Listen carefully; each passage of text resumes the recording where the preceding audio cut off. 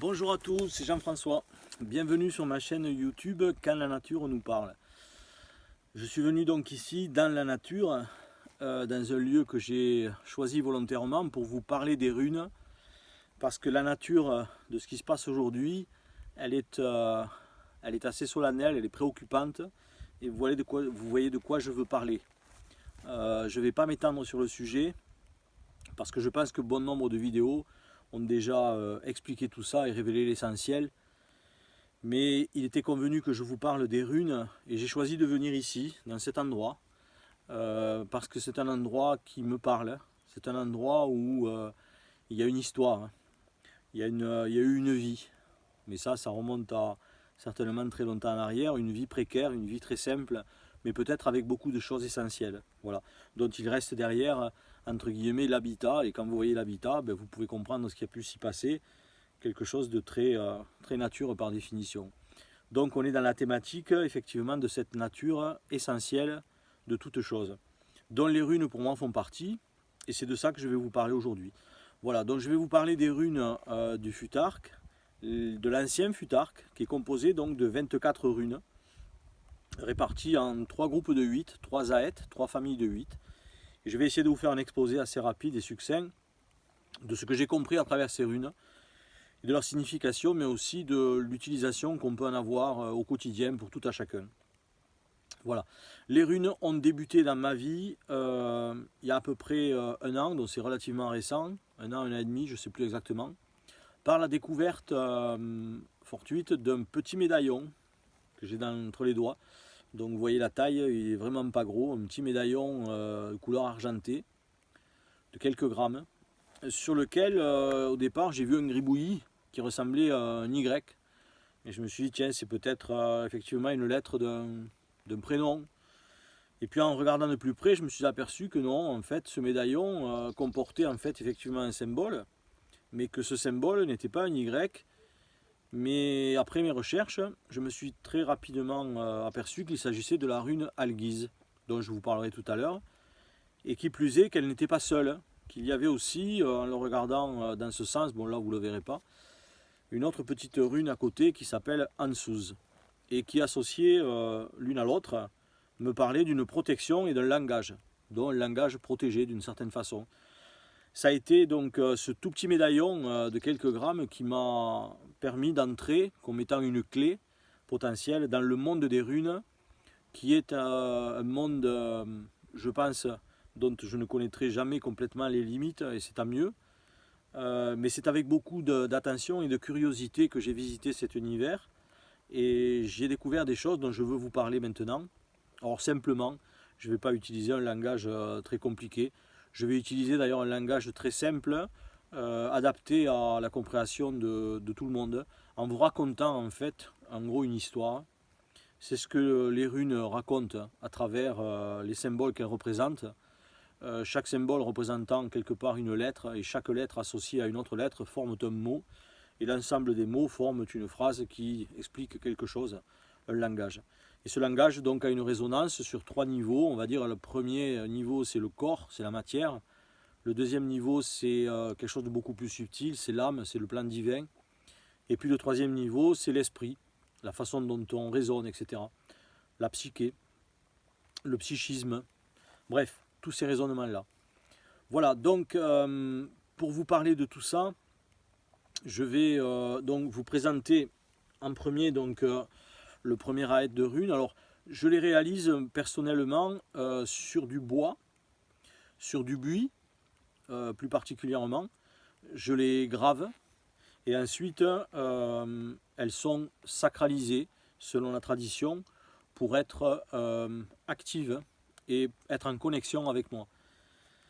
Alors c'est un rituel, je dirais, typique qui me permet en fait d'officialiser cette connexion avec cette énergie, parce que pour moi les runes sont une énergie avant tout, et elles sont quelque part vivantes. Alors je sais que ça peut choquer, mais ce n'est pas un symbole qui est figé et qui ne signifie qu'une seule chose, puisque depuis à peu près, donc, comme je vous l'ai dit, un an et demi, je découvre sans arrêt en fait de nouvelles explications, correspondances et significations des runes dans leur langage et dans les différentes significations qu'elles ont sur les différents niveaux que l'on peut appréhender tout au long de notre vie. Voilà. Et pourquoi le buis? Parce qu'au niveau vibratoire, traditionnellement, le buis est un petit arbuste qui a une vibration très spécifique, très typique, j'ai envie de dire. Et le buis était utilisé à l'époque des druides, entre autres, comme étant un bois avec des capacités particulières. Voilà. Donc c'est un peu pour cette raison que j'utilise le buis. Et c'est vrai que dans la région où j'habite, du buis, il y en a pas mal. Et je le choisis toujours à des endroits où il y a une vibration, un état vibratoire intéressant, puisque ce buis révèle, on va dire, quelque part ce qui se passe aussi dans le sol et ce qui se passe en haut, voilà, au-dessus de nos têtes.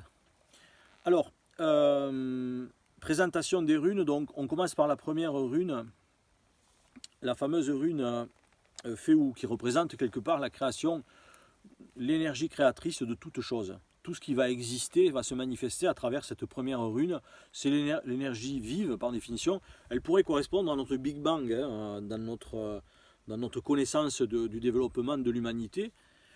Au départ de la vie, il y a eu effectivement quelque chose qui a été une force vive. Féou, entre autres, représente cette force initiatique, celle qui va commencer à expliquer, entre guillemets, un principe. Voilà. Et tout au long du premier ayat, on va voir le développement de ce principe.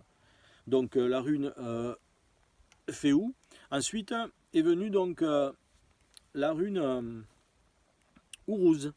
Cette rune Ourouz représentant peut-être quelque part cet abri derrière moi, qui a certainement été occupé pendant pas mal de temps. Et cet abri est intéressant parce qu'il représente quelque part, si vous voulez, une contenance. Donc une force vive qui se réfugie dans une contenance, ça m'a parlé. Et je me suis dit, oui, effectivement, si je fais quelque chose et que ça va nulle part, en gros, ça ne sert à rien. Donc on va essayer de retenir ça dans quelque chose, dans la matière, et on va en créer en fait tout un chaînage.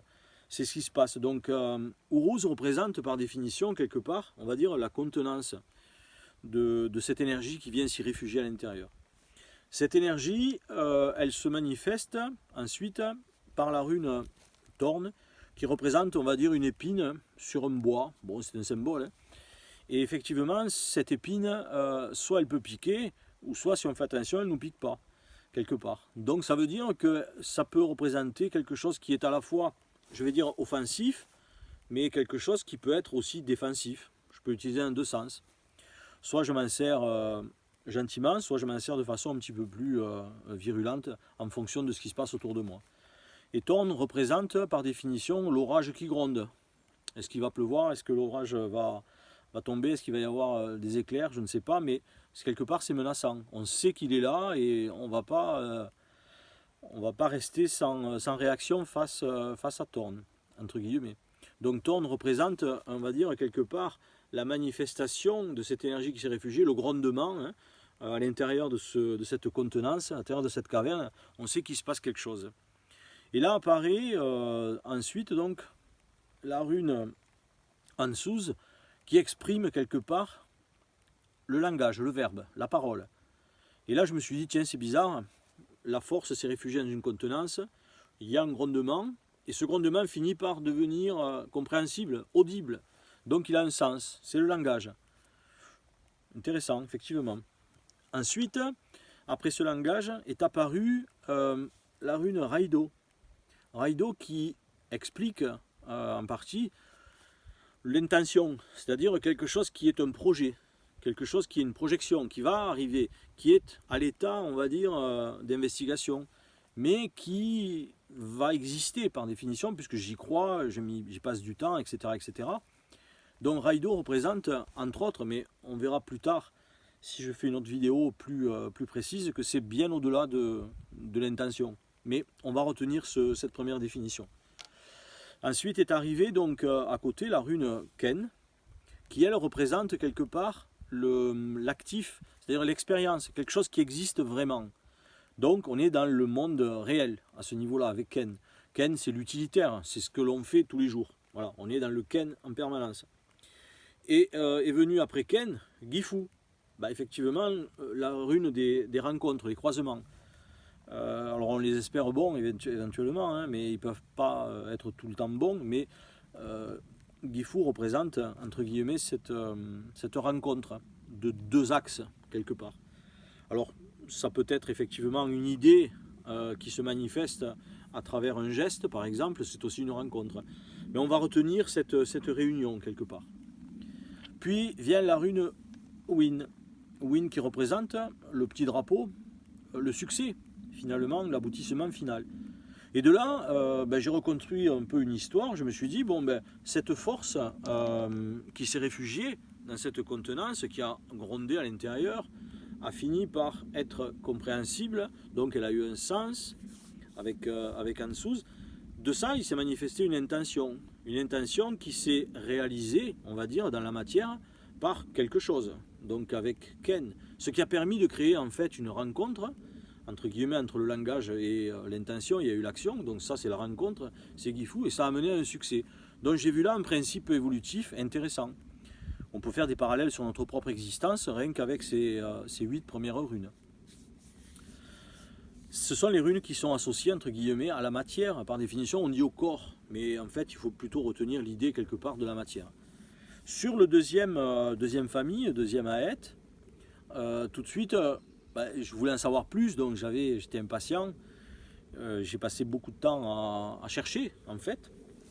Et effectivement, les curiosités mènent parfois à de belles découvertes. Et tout au moins, il ne faut jamais lâcher, parce que tout a un sens et a un sens opposé. Mais quand on finit par vraiment chercher avec son cœur, on finit par trouver des choses vraiment intéressantes. Alors, le deuxième aet, entre guillemets, composé des 8 runes, c'est celui-ci. Et je vais vous faire aussi l'historique de ce deuxième aet. La première rune du deuxième aet, c'est un petit H, vous voyez, avec une barre en travers, c'est Agalaz. Et la signification d'Agalaz, c'est quelque part la déconstruction, d'une certaine façon. C'est quelque chose qui va permettre de créer un grand changement. C'est-à-dire que je croyais en quelque chose, j'avais tout mis là-dedans, et puis ce truc-là, ça s'effondre, mais c'est pas pour m'embêter. C'est parce qu'en fait, ce que j'avais construit, certainement, c'était pas complètement bien établi. Donc, il vaut mieux à ce stade-là le déconstruire pour pouvoir redémarrer quelque chose qui sera beaucoup plus cohérent. Agalaz est la rune, donc, on va dire, des grands changements par définition. Je pense que c'est la rune d'actualité, me semble-t-il, les grands changements. À côté de Agalaz est venue la rune Nid, une espèce de croix qui ressemblerait un petit peu à la croix, symbole chrétien par définition, mais dont la barre est inclinée. Nid représente effectivement d'une certaine façon l'épreuve. Alors elle semble incontournable, mais autant l'accepter cette épreuve parce que finalement on ne sait pas si elle est bonne ou mauvaise. Mais Agalaz a tendance à nous dire qu'il ne faut pas s'inquiéter, les grands changements servent toujours à quelque chose. Donc l'épreuve, elle est incontournable, elle est là. Donc on va la vivre.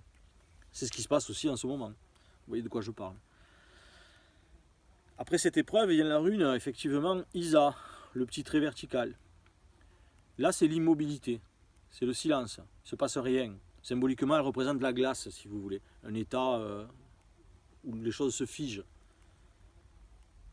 Peut-être ce qui nous attend ou qu'on est en train de vivre en ce moment. Derrière Isa est apparue la rune Hiera. Hiera qui crée en fait les cycles, les mouvements perpétuels, comme par exemple le lever du soleil, le coucher du soleil, sont des choses qui se repassent, qui reviennent régulièrement, qui se reproduisent. C'est la rune des cycles, des mouvements perpétuels, les causes à effet. Parce que tout ce que je fais génère derrière une conséquence. Et toute conséquence provient d'une cause. Donc il n'y a pas de place au hasard, entre guillemets, avec la rune Hiera. Puis arrive, tout de suite après, la rune Eiwaz, qui représente quelque part, dans cette verticalité, une opposition droite et gauche, par les petits traits en bas, elle représente l'équilibre ou le déséquilibre, c'est-à-dire quelque chose qui n'est pas encore complètement acquis. Je pense qu'on peut faire un parallèle assez rapide dans notre vie de tous les jours. Est-ce qu'on maîtrise tout? Est-ce que tout est acquis? J'ai un doute. Eiwaz représente donc quelque part, par la verticalité de Isa qu'on voit à l'intérieur, cette confiance. C'est-à-dire qu'il faut aller au bout des choses, mais on nous dit bien avec Eiwaz que, attention, c'est fragile, l'équilibre est fragile. Je pense que vous serez d'accord avec moi pour dire que l'équilibre de la vie, effectivement, c'est un peu une magie, il est fragile. on peut très vite basculer dans le déséquilibre, dans l'excès ou dans le manque. À côté de ça est apparue donc la rune Perfou. Perfou qui vient nous, c'est un peu comme, ça ressemble un petit peu à nos parleurs, hein, si on regarde un peu, ou une oreille, enfin bref, quelque chose comme ça, vu de profil.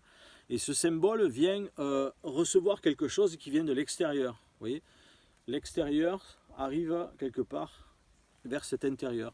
Donc c'est une aide, c'est une assistance, c'est quelque chose que je vais pouvoir utiliser, me servir, et qui va m'aider à avancer.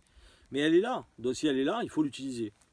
Donc on va voir un petit peu qu'est-ce que ça raconte dans cette histoire-là.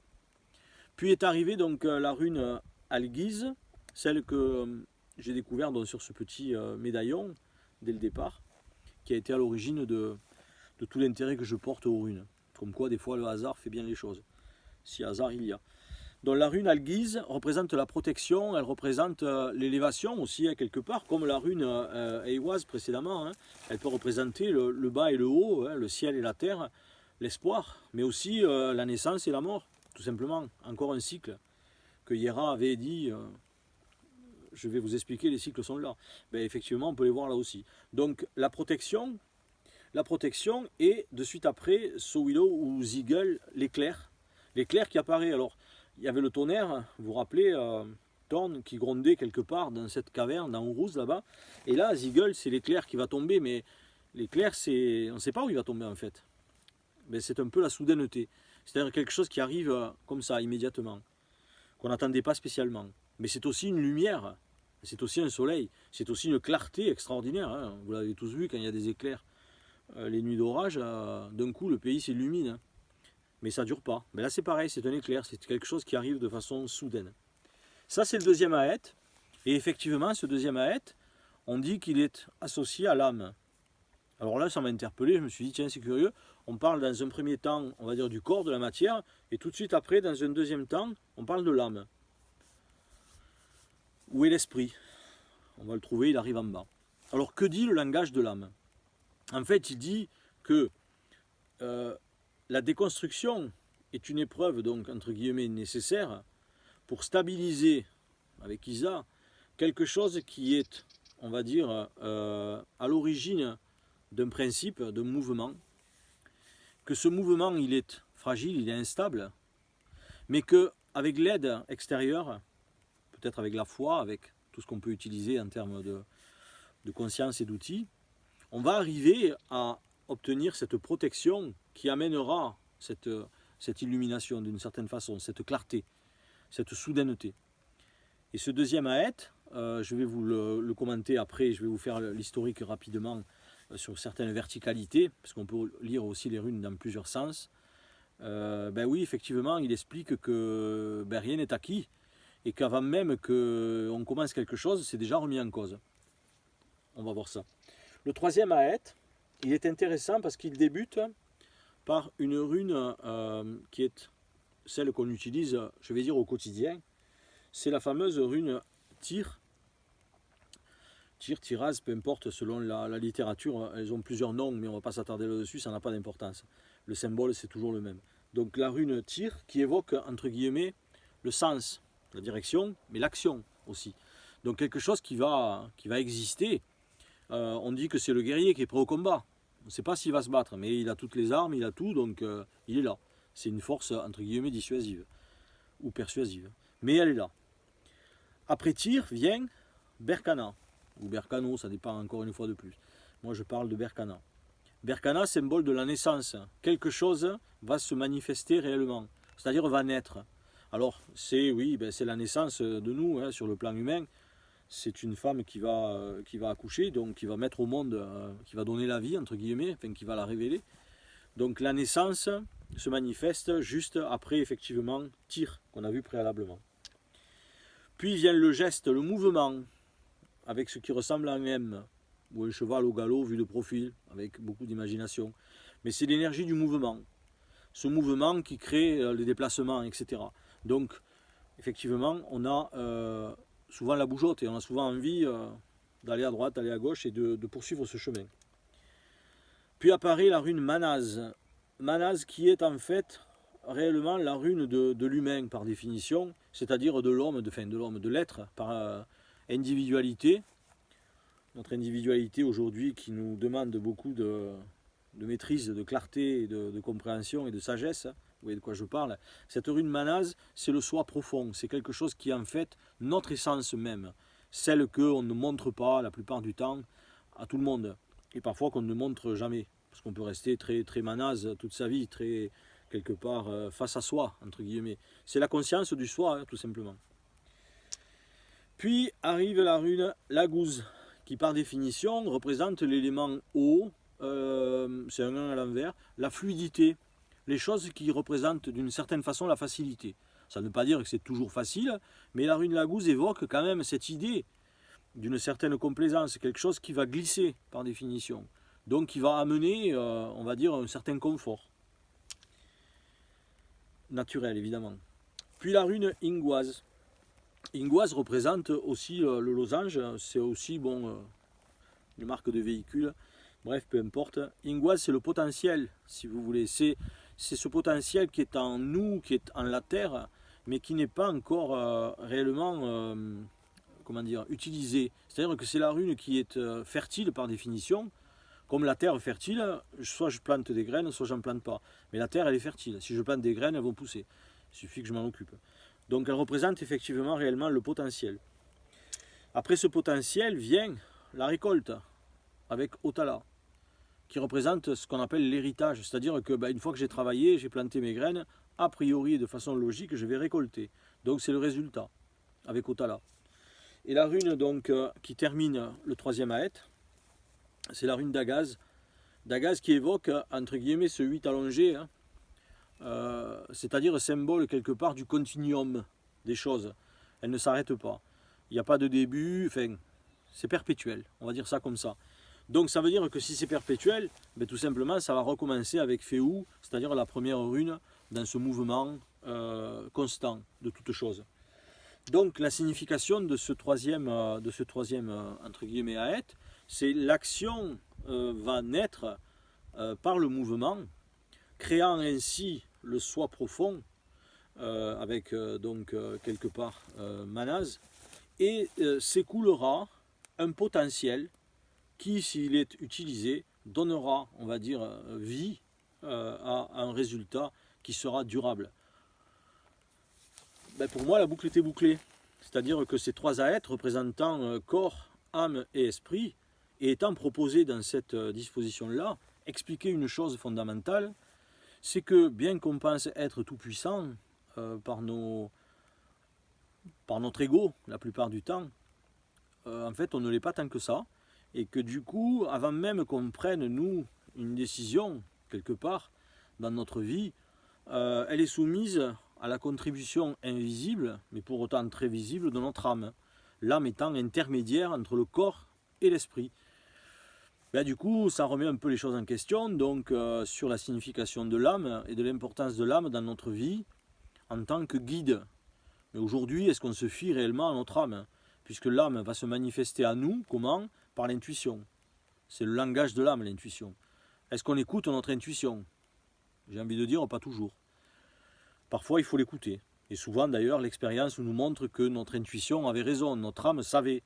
C'est pour ça qu'on dit que l'âme a écrit le plan de vie, c'est-à-dire ce qui nous correspond, et qu'elle a choisi cette incarnation, ce fameux Ingwaz, pour venir se révéler à nous et vivre une expérience humaine, bonne ou mauvaise, longue ou courte, peu importe. Donc en gros, si je regarde le premier pilier vertical, c'est-à-dire Féou, Agalaz et Tyr, moi je vois là-dedans quelque chose qui est assez clair, c'est-à-dire que la force, avant même qu'elle se manifeste et qu'elle aille suivre son cheminement, elle est soumise à la déconstruction et à l'action. C'est-à-dire qu'en gros, c'est déjà une mise en garde, ça s'appelle l'expérience, le premier pilier vertical. L'expérience de toute chose. Et si je ne fais pas l'expérience de quoi que ce soit, qu'est-ce que je peux dire de ça? Je ne sais pas, ça reste une théorie. Donc les runes évoquent un principe d'expérimentation. Ça veut dire qu'il faut essayer. Ça marche, c'est bien, ça marche pas, c'est pas grave. Je continue, Agalaz nous le dit. Ça marche pas, c'est pas pour punir, c'est pas une sentence exécutoire négative, c'est juste parce que quelque part ça ne nous correspond pas. Donc là, on trouve une guidance assez cohérente, voire très cohérente dans l'utilisation qu'on peut en faire au quotidien. Donc, si vous avez des runes, et si elles sont effectivement sacralisées, alors c'est quoi la sacralisation? En fait, c'est ce côté, on va dire, ce plan de connexion avec cette énergie runique. J'ai envie de dire cet égrégore runique, pour ceux qui connaissent la définition d'un égrégore, c'est un ensemble de formes pensées quelque part, qui depuis plusieurs millénaires existe, puisque l'origine des runes remonte vraisemblablement au 3e millénaire avant notre ère, suite à des découvertes archéologiques de runes gravées sur des pierres, etc. etc. Mais tout ça, vous le trouverez sur le net si vous faites des recherches. Et que c'est ce dieu Odin donc, qui nous les a révélés, entre guillemets, lors d'un voyage chamanique, pendu par les pieds à cet arbre Yggdrasil pendant 9 jours et 9 nuits, voyant effectivement les 9 mondes dont on ne va pas parler maintenant. Les runes lui sont apparues comme étant une révélation et il les a léguées entre guillemets à l'humanité comme étant un moyen de communication expliquant le tout dans sa définition. Et je trouve que c'est assez remarquable parce que en travaillant avec les runes au quotidien, on se familiarise avec elles et on les entend. C'est-à-dire que les runes signifient quelque part le secret, le silence, enfin les choses, le chuchotement, des choses qu'on n'ose pas dire réellement. La discrétion quelque part. Et les runes sont très discrètes effectivement, mais très actives et très significatives en termes de participation. Une fois qu'on a cette connexion avec les runes, c'est assez familier par définition, mais intelligent. Et c'est pour ça que je dis que pour moi, quelque part, les runes vivent, elles ne sont pas mortes parce qu'elles coexistent depuis la nuit des temps avec nous à travers tous les symboles, puisqu'on dit qu'elles sont à l'origine de notre alphabet latin, entre autres, et des autres alphabets aussi. Donc, elles participent à des échanges avec nous et nous les interrogeons autant de fois que nécessaire, selon bien sûr un principe sérieux, c'est-à-dire qui correspond à une demande cohérente. On ne va pas utiliser les runes pour savoir si on va acheter une voiture bleue ou une voiture rouge. Ça n'a pas de sens. Il faut revenir à une utilisation cohérente. On utilise un outil parce qu'il a une destination, ben on utilise les runes parce qu'elles sont à la base d'un fondement. Ce n'est pas un jeu. On ne joue pas avec les runes, surtout pas. Parce que, effectivement, quelque part, Thorn est là. Donc si Thorn vous tombe sur le coin de la figure, c'est un peu la colère des dieux qui se manifeste à nous. Voilà. Bon, ça sont des croyances. Hein. Certains qui vont regarder ces vidéos disent qu'il est en plein délire, il est en train de parler de choses. Mais le monde est fait de croyances. Vous voyez à quoi on croit aujourd'hui et ce qui se passe dans notre actualité, où on nous fait croire. Bref. Donc, j'espère que cette petite vidéo vous aura permis de découvrir les runes ou si vous les connaissiez déjà, peut-être de les voir un petit peu autrement. J'ai choisi d'utiliser un langage simple parce qu'il représente pour moi un voyage à travers notre humanité, à travers son développement. Je pense qu'aujourd'hui nous sommes dans cette époque, dans cette fameuse ère du Verseau, dans ce passage d'Agalaz qui perdure, où le monde se déconstruit d'une certaine façon pour espérons-le, se reconstruire d'une autre.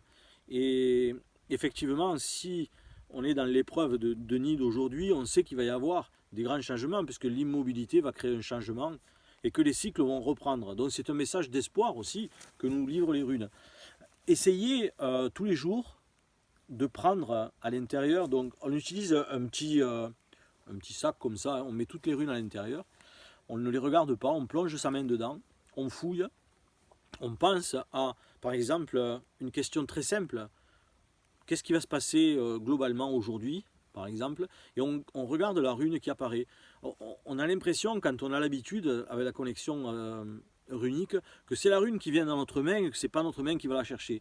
Mais ça, c'est encore quelque chose qui peut vous surprendre, mais qui est réel. Et en tenant un petit registre simple tous les jours au quotidien, et en regardant la signification des runes à la fin de la journée, en disant « j'ai eu cette rune-là aujourd'hui », est-ce que ça correspond à ce qui s'est passé dans ma journée globalement? Ben, si vous vous apercevez que oui, alors vous passerez au lendemain et au surlendemain, etc. Puis au fil des semaines, au fil des mois, vous verrez que le conseil runique, par définition, qui se manifeste par une rune chaque jour, ben, quelque part, vous encourage à suivre un cheminement. Après, bien sûr, il y a la liberté d'être qui rentre en compte. Je fais pas, j'écoute pas, je crois pas. Moi, je ne suis pas là pour vous convaincre de quoi que ce soit, mais juste vous faire une proposition, une invitation, j'ai envie de dire, à à la découverte de ces runes. Alors, moi je l'ai fait de façon traditionnelle, je vous l'ai expliqué sur du buis. Vous pouvez les graver sur des pierres, etc., etc. Dans la mesure où elles sont faites, je dirais, de manière traditionnelle et qu'elles sont sacralisées, c'est bien là le plus important. Parce que la sacralisation, si vous achetez des runes sur Internet, etc., peu importe l'origine, alors après, voilà, moi j'ai un problème si elles sont en plastique ou en je ne sais pas quoi, ça va me poser un problème. Mais si elles sont faites, on va dire, dans des matières un peu nobles, et qu'elles sont sacralisées, c'est-à-dire officiellement connectées à vous, selon le rituel initiatique, si vous avez envie de connaître ce rituel, je vous en donnerai quelques détails sur demande à titre privé. Parce que c'est quelque chose d'assez voilà, d'assez spécial. J'ai pas envie d'en parler maintenant. Mais voilà, mais si vous avez donc cette sacralisation des runes et que les runes sont un langage que vous utilisez régulièrement, vous verrez qu'elles sont très généreuses et qu'elles vont vous accompagner et vous faire des propositions.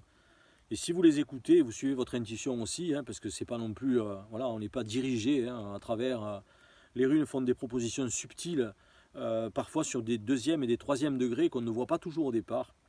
Et lorsque j'ai fait mes recherches, je me suis aperçu qu'en fait, il y a effectivement plusieurs degrés d'utilisation, notamment sur la partie entre guillemets dite divinatoire, c'est-à-dire un peu la visualisation j'allais dire, avant-gardiste de quelque chose qui va se passer plus tard.